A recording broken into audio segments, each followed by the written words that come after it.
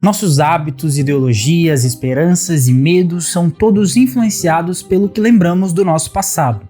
A nossa capacidade de lembrar fatos e eventos está diretamente relacionada com a capacidade do nosso cérebro de criar e acessar memórias. Mas como e por que a gente consegue criar e acessar essas memórias? Por que a gente lembra de certas coisas e não lembra de outras? Para a gente entender melhor esse assunto, é importante entendermos alguns conceitos básicos da neurociência da memória. Como eu falei num vídeo anteriormente, os cientistas dividem a memória em vários tipos diferentes, e um em particular é muito importante para a gente entender o conceito de memória, que é a divisão da memória com base no tempo em que ela permanece no nosso cérebro, sendo ela dividida em memória de curto prazo e memória de longo prazo. Memórias de longo prazo são aquelas que você pode recordar por dias, meses ou anos após terem sido originalmente armazenadas, incluindo memória sobre fatos ou eventos importantes da sua vida, e também habilidades motoras, como andar de bicicleta ou dirigir um carro.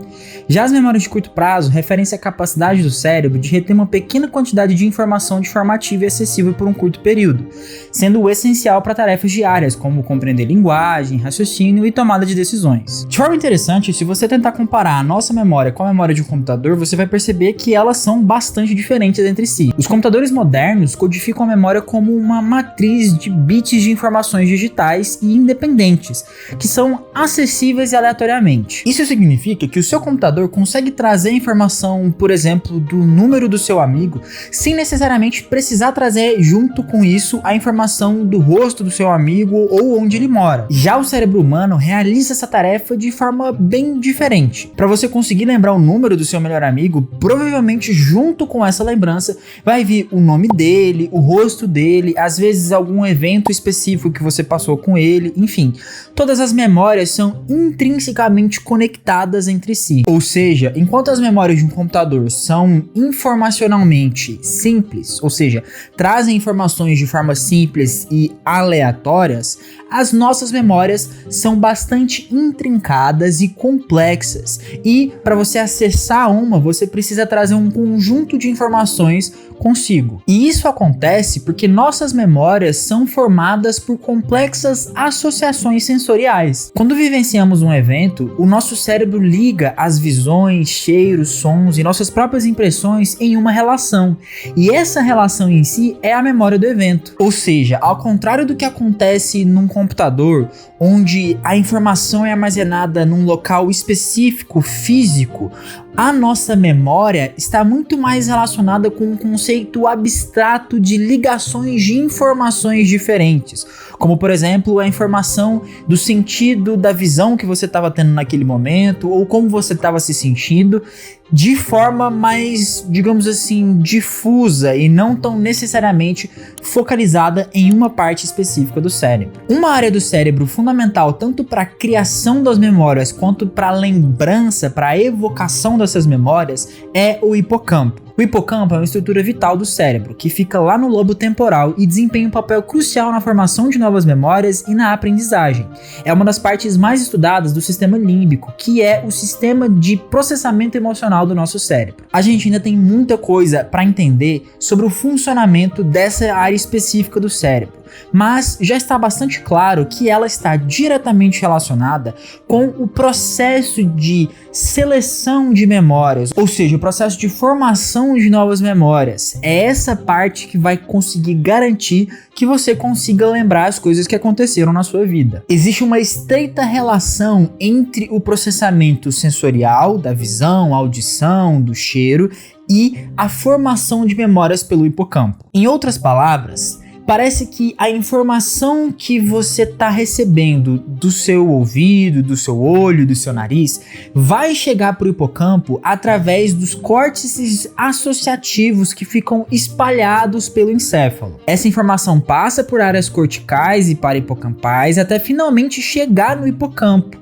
Esse hipocampo, por sua vez, consegue mandar informação tanto para áreas como o hipotálamo, como também para outros córtices de associação, que vão começar esse fluxo de informação novamente. Sim, eu sei que são nomes complicados, mas a ideia aqui é que o nosso hipocampo consegue literalmente ser responsável por pegar pedaços de informações sensoriais que estão sendo processadas naquele momento, amarrar elas e criar uma memória.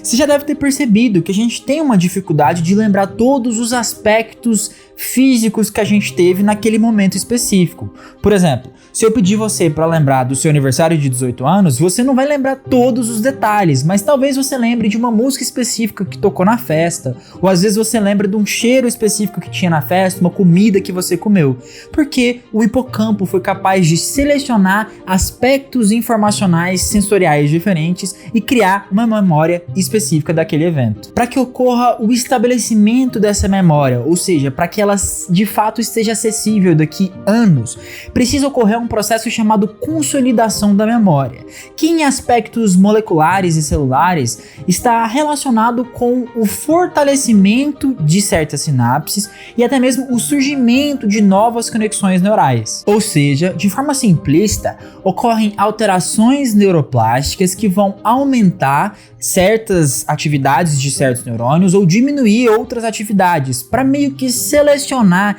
e refinar a informação para que você consiga acessar a memória em questão. Uma coisa que a gente já aprendeu com os estudos é que, diferentemente do que a maioria das pessoas pensa, a memória, na verdade, é um processo bastante ativo e dinâmico no nosso cérebro. Ou seja, elas requerem bastante manutenção, elas devem ser consolidadas novamente depois de serem recordadas, um processo que a gente chama de reconsolidação. Portanto, memórias de longo prazo requerem várias interações de ativação, consolidação, reativação e reconsolidação para persistirem ao longo do tempo. Isso também significa dizer que toda vez que você lembrar de alguma memória, de alguma forma você está realmente revivendo ela no seu cérebro. E isso pode tanto ser benéfico, no caso de conseguir manter ela viva, como também maléfico, porque você vai estar reorganizando a estrutura cerebral responsável ali pelas informações que você tem daquela memória. Esse processo de consolidação pode durar dias e até mesmo anos, e é justamente através da formação de novas sinapses, novos neurônios, enfim, da reestruturação do cérebro, através, obviamente, da síntese de novas proteínas, que o cérebro consegue armazenar novas informações. Se você bloqueia a síntese dessas proteínas, como já foi feito em animais de laboratório, você de fato consegue prejudicar totalmente o processo de consolidação dessa memória, fazendo com que o animal perca a capacidade de aprender aquela tarefa específica. O que é interessante de destacar é que todo esse processo de formação de memória é muito dependente da atividade neuronal e, portanto, do reforço dessa atividade para que ocorra a consolidação. Se você quer lembrar de um fato específico, você precisa tentar sempre continuar relembrando várias e várias vezes, porque através do reforço você vai novamente ativar aquela via neural específica responsável pela memória, fortalecendo ela e diminuindo, digamos assim, as outras informações que estão competindo com aquela memória, mais ou menos isso. E esse processo de fortalecimento neural garante que você tenha uma maior facilidade de acesso àquela memória. E isso vale tanto para eventos que aconteceram na sua vida, como para fatos que você estuda no dia a dia. Contudo, ainda tem muita coisa que a gente não sabe sobre o funcionamento desses sistemas de memória. A gente ainda não sabe exatamente como que o hipocampo escolhe quais são as memórias que vão sobreviver ao longo do tempo e quais que não vão.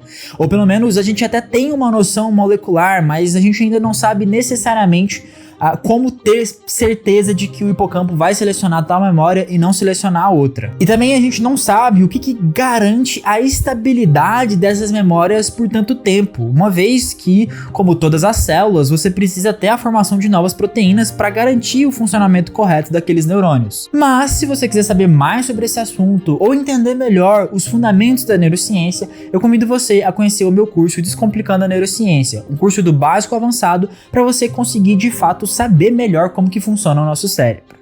O link para você conhecer o curso vai estar aqui na descrição e também no comentário fixado.